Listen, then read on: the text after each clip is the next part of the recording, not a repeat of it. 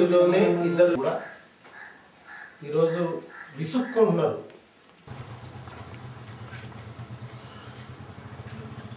దేశ రాష్ట్రపతి తెలంగాణపై ముసాయిదా బిల్లును అసెంబ్లీకి పంపించి మీ అభిప్రాయాలు 23 లోపుగా మాకు పంపించాల్సిందిగా వారు కోరిన దాని మీద మరి సీమాంధ్రకు సంబంధించిన వాళ్ళైతే వ్యతిరేకిస్తూ వృధాగా కాలయాపన చేస్తూ సీమాంధ్ర ప్రజలను కూడా మోసం చేస్తూ మరి ప్రెసిడెంట్ గారు పంపించినటువంటి ముసాయిదా బిల్లు పత్రాలని భోగి మంటల్లో వేసి తలగబెట్టేసి ఇంకా సమైక్యంగా ఉందామని చెప్పనని మాట్లాడటం విడ్డూరంగా ఉంది.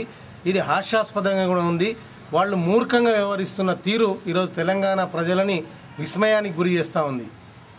మరి ఈరోజు సీమాంధ్రకు సంబంధించిన వారసత్వాన్ని పుణికిపుచ్చుకొని మరి సంగారెడ్డి నియోజకవర్గానికి సంబంధించిన ఎమ్మెల్యే మరి ఈరోజు నేను సమైక్యవాదాన్ని అసెంబ్లీలో వినిపిస్తా, మరి నా ఫ్లెక్సీలు కానీ మరి నా దిష్టి బొమ్మలు దలగబెట్టడం కానీ ఇవన్నీ చేస్తే నా కార్యకర్తలుగా మీరు ఎదుర్కోవాలి, నేను ఎంతటికైనా నేను సిద్ధంగా ఉన్నా, మిమ్మల్ని అందరినీ కాపాడుకుంటా అని చెప్పటం అనేది ఈరోజు మేము తీవ్రంగా ఖండిస్తూ ఉన్నాం.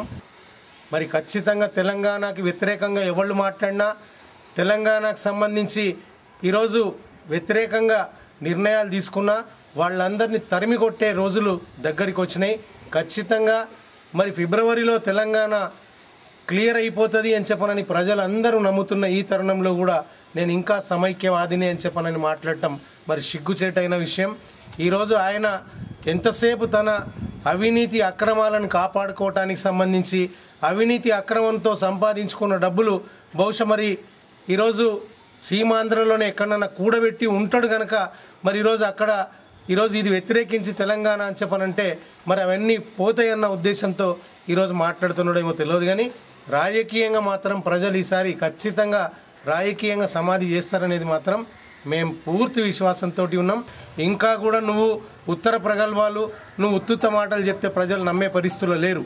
సదాశివపేటలో నువ్వు చాలా సందర్భాల్లో చెప్పినావు, సదాశివపేట కనుక మంజీరా నీళ్ళు తాపకపోతే ఈసారి ఓటు అడగటానికి రానన్నావు.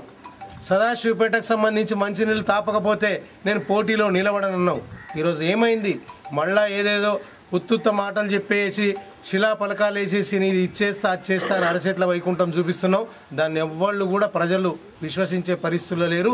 ఖచ్చితంగా నిన్ను తిరస్కరిస్తారని చెప్పనని కూడా ఈ సందర్భంగా తెలియజేస్తా ఉన్నాం. జై తెలంగాణ, జై తెలంగాణ, జై తెలంగాణ, సాధిద్దాం సాధిద్దాం తెలంగాణ ద్రోహులారా. आज हमारे संगारेड्डी हल्के के मुकामी रुकन असेंबली जग्गा रेड्डी ने